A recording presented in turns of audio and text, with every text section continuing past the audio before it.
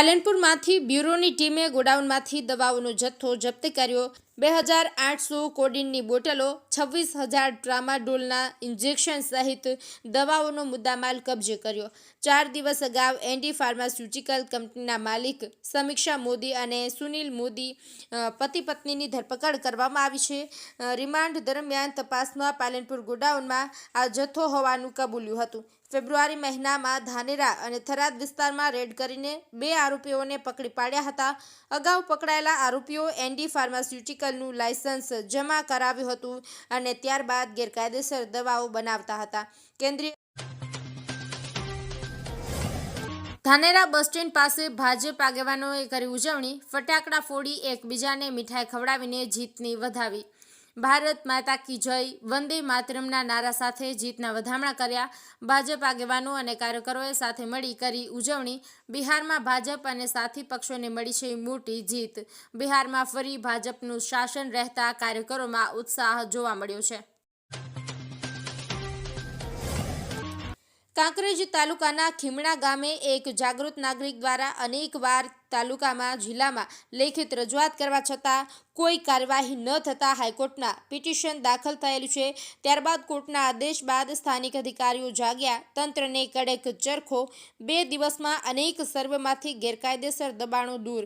Police બંદોબસ્ત સાથે કાર્યવાહી। બનાસકાંઠા જિલ્લાના કાંકરેજ તાલુકાના ખીમાળા ગામે વર્ષોથી ચાલતા ગેરકાયદેસર દબાણો અંગે મળતી રજૂઆતો બાદ આખરે તાલુકા તંત્ર સક્રિય બન્યું છે।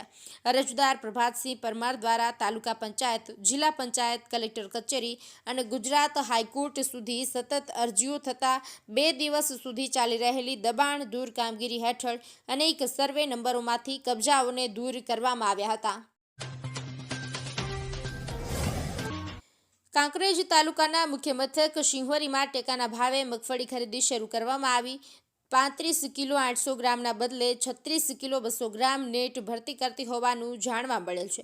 જિલ્લામાં કેન્દ્રો ફાળવવામાં વાલાદવલાની નીતિ તપાસ જરૂરી છે। એક બાજુ ખેડૂતો કડદાબાજનો વિરોધ પ્રદર્શન કરી રહ્યા છે, બીજી બાજુ ખેડૂતોની એક બોરી દીઠ 500 ગ્રામનું નુકસાન થઈ રહ્યું છે। જે બારદાનમાં મગફળી ભરવામાં આવે છે તે બારદાનનું વજન 650 ગ્રામ છે। મગફળી લઈને આવતા ખેડૂતોનું શોષણ થઈ રહ્યું છે। આ ખેડૂતોને ન્યાય મળશે ખરા કે પછી જેસે થે તેસી સ્થિતિ જોવા મળે છે। લોકો મીડિયા સમક્ષ જણાવી રહ્યા છે કે 36-200 વજન કરવામાં આવે છે।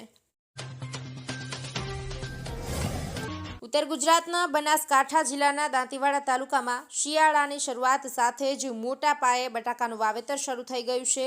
દર વર્ષે દાંતીવાડા સહિત સમગ્ર બનાસકાંઠા જિલ્લામાં અંદાજિત 52,000 હેક્ટર વિસ્તારમાં બટાકાનું વાવેતર થાય છે। અહીંના બટાકા દેશના વિવિધ ભાગોમાં સપ્લાય કરવામાં આવે છે। છેલ્લા ઘણા વર્ષોથી બટાકાના ઉત્પાદન અને ભાવમાં થતી વધઘટની સીધી અસર ખેડૂતો પર જોવા મળી રહી છે।